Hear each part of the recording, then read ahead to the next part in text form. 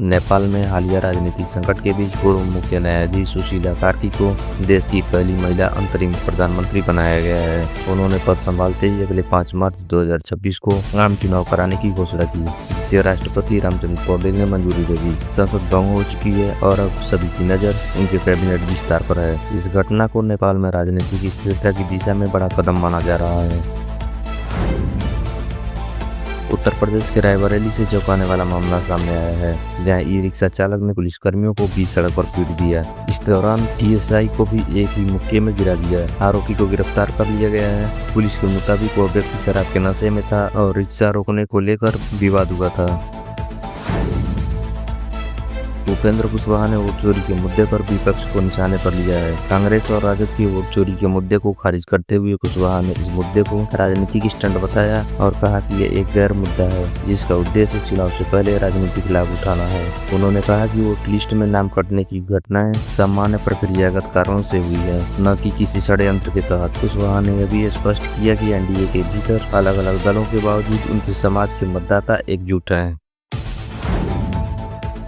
कांग्रेस नेता राहुल गांधी ने प्रधानमंत्री नरेंद्र मोदी के मणिपुर दौरे पर सवाल उठाए हैं। उन्होंने कहा कि राज्य लंबे समय से हिंसा और संकट से जूझ रहा है। ऐसे में अब जाकर पीएम का वहां जाना बहुत बड़ी बात नहीं है। राहुल ने वोट चोरी को देश का सबसे बड़ा मुद्दा बताया और केंद्र पर गंभीर आरोप लगाए।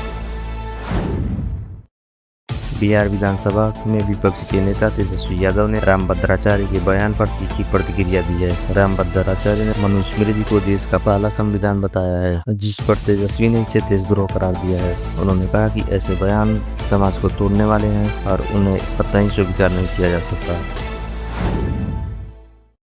कर्नाटक के हासन जिले में गणेश विसर्जन जुलूस के दौरान बड़ा हादसा हुआ। एक अनियंत्रित ट्रक भीड़ में घुस गया, जिससे 8 लोगों की मौत हो गई और 20 से अधिक लोग घायल हो गए। घटना के बाद इलाके में अफरा-तफरी मच गई और घायलों को अस्पताल में पहुंचाया गया है। दिल्ली हाईकोर्ट को ईमेल के जरिए बम धमाके की धमकी मिलने से सनसनी फैल गई। पुलिस ने तुरंत एफआईआर दर्ज कर जांच शुरू कर दी है। शुरुआती जांच में फर्जी सूचना लग रही है, लेकिन सुरक्षा एजेंसियां सतर्क हैं। छत्तीसगढ़ के युवाओं ने बेरोजगारी को लेकर गृह मंत्री अमित शाह को पत्र लिखा है। युवाओं का आरोप है कि 2018 की भर्ती परीक्षा पास करने के बाद भी 8 साल से ज्वाइनिंग नहीं दी गई। नाराज युवाओं ने चेताया कि अगर रोजगार नहीं मिला तो वे नक्सलवाद का रास्ता अपना सकते हैं। इस चेतावनी ने सरकार की मुश्किलें बढ़ा दी हैं। नेपाल हिंसा के बाद अंतरिम प्रधानमंत्री बनी सुशीला कार्की को भारत ने शुभकामनाएं दी हैं। भारत ने उम्मीद जताई कि उनकी सरकार दोनों देशों के बीच शांति और स्थिरता को मजबूत करेगी। भारत ने स्पष्ट किया कि दोनों देश की जनता की भलाई के लिए साथ मिलकर काम करेंगे।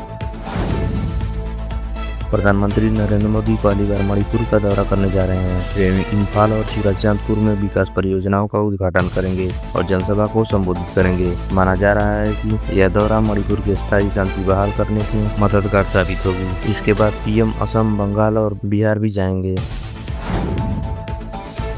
भारत ने पूर्वोत्तर सीमा को मजबूत करने के लिए 500 किलोमीटर लंबे नई रेल लाइन परियोजना को मंजूरी दी है। इस पर 30,000 करोड़ रुपए खर्च होंगे और 4 साल में काम पूरा करने का लक्ष्य है। इस रेल मार्ग से चीन, म्यांमार, भूटान और बांग्लादेश से सटी सीमावर्ती जगहों तक पहुंच आसान होगी। इसे भारत की दीर्घकालिक रणनीति का हिस्सा माना जा रहा है।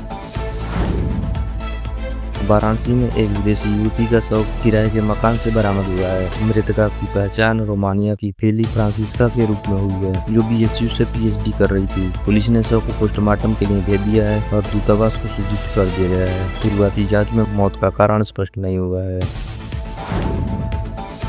संयुक्त राष्ट्र महासभा ने फिलिस्तीन को स्वतंत्र राष्ट्र मान्यता देने वाले प्रस्ताव को मंजूरी दी है। इस प्रस्ताव के पक्ष में भारत समेत 142 देशों ने वोट किया, जबकि 10 ने विरोध किया और 12 ने दूरी बनाई।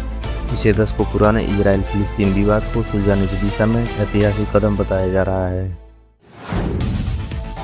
भारत 3.3 अरब डॉलर के निर्यात के साथ दुनिया का तीसरा सबसे बड़ा कृषि रसायन निर्यातक बन गया है। चीन और अमेरिका इसके आगे हैं। 10 साल पहले भारत का निर्यात सिर्फ 1.3 अरब डॉलर का था, जो अब तेजी से बढ़ा है।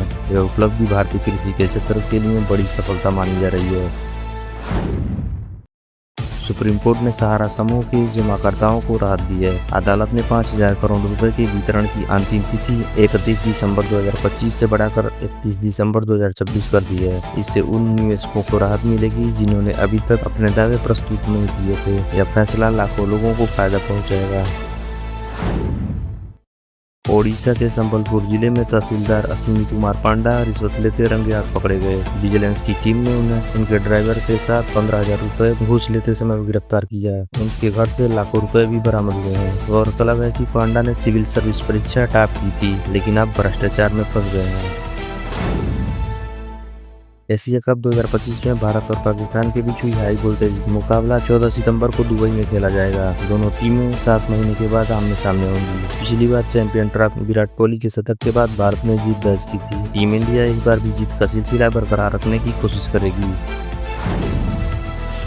बॉलीवुड एक्ट्रेस दिशा पाटनी के घर पर फायरिंग की घटना सामने आई है। इस हमले की जिम्मेदारी कुख्यात अपराधी रोदित गोदारा और गोल्डी बरार गैंग ने ली है। घटना के बाद पुलिस सुरक्षा बढ़ा दी गई है। आपको हमारा वीडियो पसंद आया हो तो वीडियो को लाइक करें, चैनल को सब्सक्राइब करें और अपने दोस्तों को शेयर करना ना भूलें। अगर कोई सवाल या सुझाव है तो कमेंट बॉक्स में जरूर लिखें। धन्यवाद।